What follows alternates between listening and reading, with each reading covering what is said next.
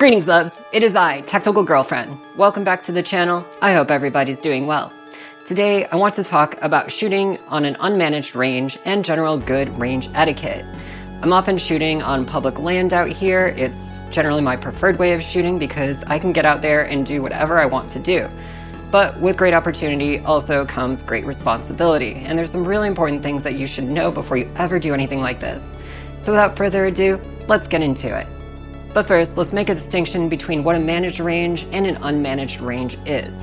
First of all, at a managed range, it's usually owned by some entity, usually a business, if not maybe some other official capacity.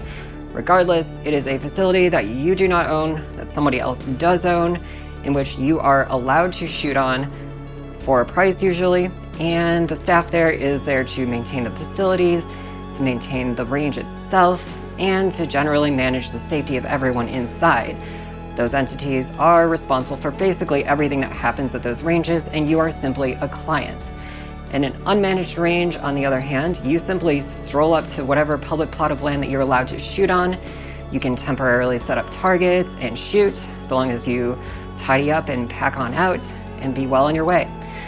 Very, very different concepts, and the way we approach shooting on these is therefore also very different. Now, with unmanaged ranges, land is the name of the game.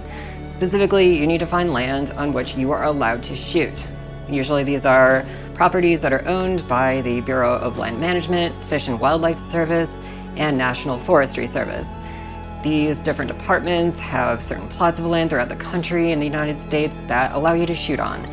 Again, check your local laws. This is not legal advice. Make sure that you are able to shoot where you are with the departments in question that own the land that you're looking at.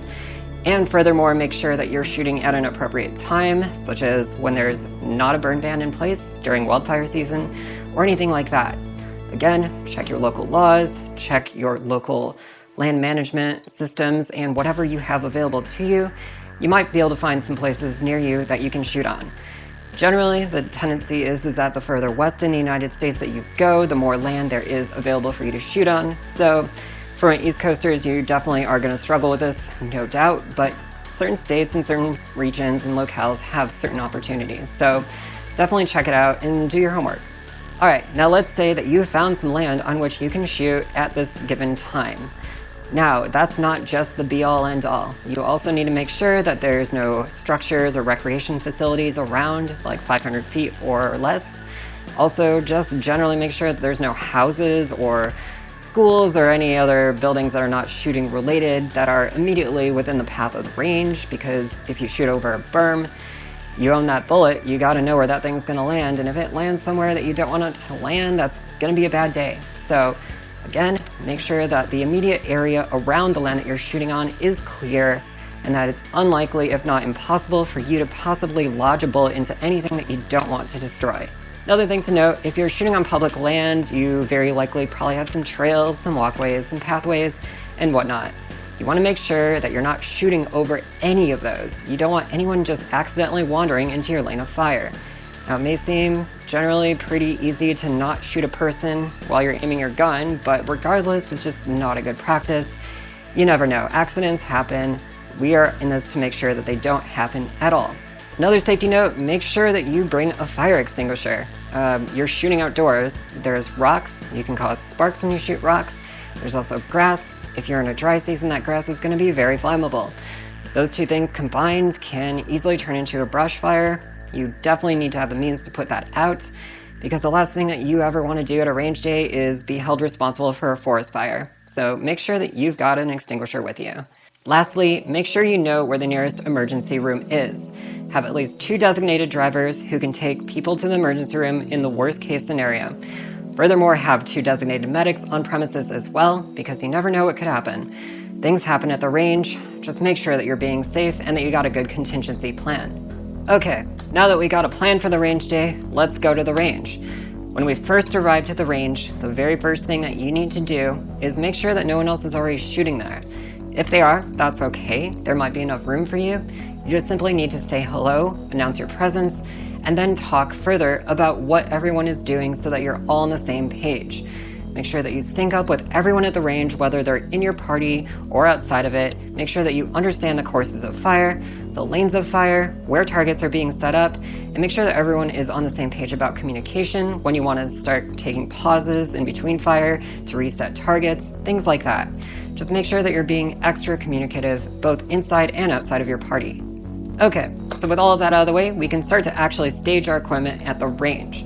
The first thing that we do with anything firearm related is just make sure that the firearms are clear and unloaded, magazines removed, and find a place that you want to designate where you can place these weapons in a safe manner. Make sure that the muzzles are pointed in a safe direction. Again, make sure that they're always cleared and unloaded. And then from there, you can start to stage where your essentials for shooting the weapons are. The guns are there, you can put your ammo there, your reloaders, anything that is related to that. Furthermore, eye pro and ear pro, but that's basically it. You want to put this near the firing line so it's within reach. And then from there, the rest of your gear can go onto a tarp or a table further back from the firing line, well out of the way. Make sure that everything is neat and organized and everyone's got their individual equipment grouped together by themselves so that you're not mixing up your gear with someone else's, and just make sure that everything is maintained. This ensures that you have a very streamlined and safe approach to your range day. Alright, now one big pet peeve of mine is the misuse of furniture at the range. We already talked about tables. Tables are great. Don't sit on them. Bring a chair. And yeah, you should probably bring a chair to the range because the ground's going to be disgusting and your tarp is probably also going to be relatively disgusting and you probably don't want to sit on that very much anyway. A chair is honestly a big game changer in my experience. It just makes everything much more pleasant and comfortable. But that said, make sure that you're not putting gear on chairs, especially if it's not your chair. I can't tell you how many times somebody has done that to me as well as other people that I know, and it's very annoying and they're first sitting and it's just generally very inconsiderate. You got your own space to put your stuff down on, so just make sure that you're using it. Make sure that you're neat and orderly at the range because ultimately that makes it better for everybody. Okay, with our gear properly staged at the range, we can then concern ourselves with setting up targets. Now, first of all, of course, you need to make sure that you bring your own targets to the range. Don't rely on someone else to do that for you. Don't be a scrub. If you are doing this kind of shooting, you absolutely need to bring your own targets. Furthermore, don't bring your dad's broken lazy boy into the woods and shoot at that because you're not going to get anything out of it and it's a huge environmental hazard. Secondly, also make sure that you're not shooting at trees. Don't just tack some sort of target up to a tree. It's a real dick move. Don't be a dick. Make sure that you are bringing your own targets. I generally recommend that everyone have at least one paper and one steel target. That means the base, the actual stand itself, and the targets that go on them. You can get these things for pretty cheap. You're spending so much money on ammo, on guns. If you take just a little bit of that and invest in targets, your training is going to exponentially increase. Once we're ready to actually start setting up targets, of course, make sure that the range is cold so that you're not getting shot at while you're setting up targets. And then walk on down and make sure that you identify a good backdrop to shoot against. You make sure that your target is in front of some sort of earthen backdrop that is at least 8 feet tall. And by earthen, I mean either soil or gravel. You want to make sure that whatever it is, it's dense, it's tightly compacted, and it's got plenty of material in front and behind it so that rounds don't just go through it. Don't be shooting through a grove of trees, don't be shooting against a pile of logs or twigs. Those simply are just not going to do the trick. Furthermore, make sure that you're not shooting against a flat-faced rock wall, as that can cause all sorts of ricochets and be extremely dangerous. Again, account for where your rounds are going to be going and make sure that you know what is going to happen to maintain safety and to understand that you are doing the best that you can to account for every single round that you fire. Now, if you're shooting steel targets, there are a few really important things to note here. First of all, make sure that you're using a proper steel target stand. Steel target stands angled steel targets in a way that actually causes the rounds to deflect downward. That way all that spall and ricochet that you're going to be experiencing isn't just aimlessly flying all over the place. Don't just suspend random pieces of steel on random objects. That's not the way to do it. Make sure that you're being really safe with steel targets. Now, if you're not using frangible ammo, there generally is some proper distances that you want to stay away from these steel targets as you shoot them. Just because you're using a properly designed steel target stand does not mean that all that frag is going to be deflected straight down. There is a little bit of a cone that spreads out in front of the target that you do need to make sure that you're safely away from. In my experience with handguns, that's about 15 to 20 yards. And with rifles, usually 25 to 50 yards. If you're really pushing it, I generally try to stay at least 50 yards away from steel when I'm shooting it with rifles, but you probably can get a little closer. Just make sure that you're being mindful of this and that you're definitely not putting yourself at any unnecessary risk here. One other thing about steel targets is that you absolutely must not shoot anything with any sort of armor penetrator at them. Things like M855 green tip can pit steel targets. Now the problem with pitting targets is that creates indentations in the target. They are no longer flat. Therefore, the trajectory of all the ricochets and spall and frag that comes from shooting them becomes unpredictable and unsafe. So make sure that if you are shooting a steel target, you're engaging it with proper ammo. If somebody damages a steel target and starts to pit it, you either need to resurface that target or just straight up discard it. Now, as with most things, steel targets are not all made equal. In fact, they vary pretty wildly. You have certain steel targets that can only handle certain handgun rounds. You have some targets that can handle some rifle rounds. There's generally no steel target that can handle every single rifle round out there. So obviously, check with your manufacturer, make sure that you're shooting the appropriate ammo and kinds of weapons at them and that you're not exceeding that threshold. Furthermore, if you're going to shoot at someone else's target, of course, general practice is that you should ask before you shoot at someone else's target, because that's extremely rude and disruptive if you don't. But furthermore, it's really important with steel that you know what kind of steel it is and that they are okay with you shooting the kind of weapon that you're about to shoot at it. Last but not least, if you are shooting steel targets, bring band-aids. I've never had to use my IFAK at the range, but I've definitely had to use my Bubo kit quite a bit. I've never put spall on anyone, but I've received spall from people. Other people have received spall from other people, and I've had to treat that at the range. Generally, that kind of stuff is superficial. It's usually a ricochet from a rock wall or something. But regardless, it's good to make sure that you are prepared for anything that might arise at the range. Even some of the most superficial injuries are still annoying enough to deal with. So it's really important to make sure that you aren't just leaving people hanging. Okay, so we have our target set up. It's now time to establish a proper firing line. And a firing line is used to put your muzzle on the line when shooting in a group setting so that other people aren't in front or behind of your muzzle, therefore causing a potentially very unsafe situation. A firing line is not for your toes, it's not for any part of your body, it is for the muzzle. So make sure that at extension, your muzzle is actually on the line. When you set up a line, make sure that you're using proper materials here. They can be things like cones for sports, or they could be some sort of brightly colored tape. You name it. Just make sure that it's easy to get and that it is visually very clear. Don't use things like sticks and rocks because they blend in. And furthermore, they're a tripping hazard and it's just honestly very janky. This stuff only costs a couple dollars and it's a huge investment in terms of your range safety. Another really important thing to note about the firing line is that you do need to respect it. You do not cross it whenever the range is hot under any circumstances. The only time that you can cross that line is if range cold has been called. If you drop something in front of that line for whatever reason, don't bend over and pick it up while people are shooting. That's extremely unsafe. It should go without saying, but I see people do it all the time, so please don't. Now, when you're online with multiple people, make sure that everyone is spaced appropriately and comfortably. You don't want to be dinking people in the dome with your hot brass, and even worse, you don't want brass going down their shirt. It's a huge safety issue, so make sure that everyone's got plenty of breathing room and that their ejection patterns reflect this.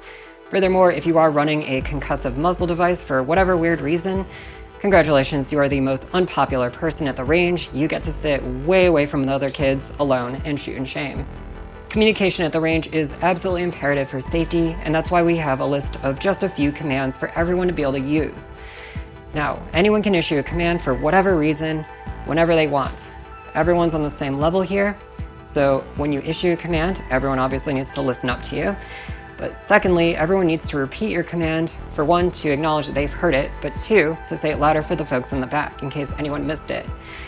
First of all, generally I like to issue a 1 minute to ready command when we're at the range. That way everyone knows that they should start getting their eyes and ears on and get in position and make sure that they're doing the right things that they need to be doing to get ready to actually call range hot. When you call range hot, then you can start to shoot. But before you do that, you definitely want to make sure that everyone at the range has their eyes and ears. Check in with everybody, eyes and ears, good, yes, good. Okay, make sure everyone's behind the firing line, good. Now we can call range hot. Once the range is hot, obviously people will be shooting. To get people to stop shooting for whatever reason, if there is some sort of safety issue, some concern, something is making someone uncomfortable, anyone can call ceasefire. When you call ceasefire, everyone must immediately stop shooting and again echo that command. From there, you can then say range cold.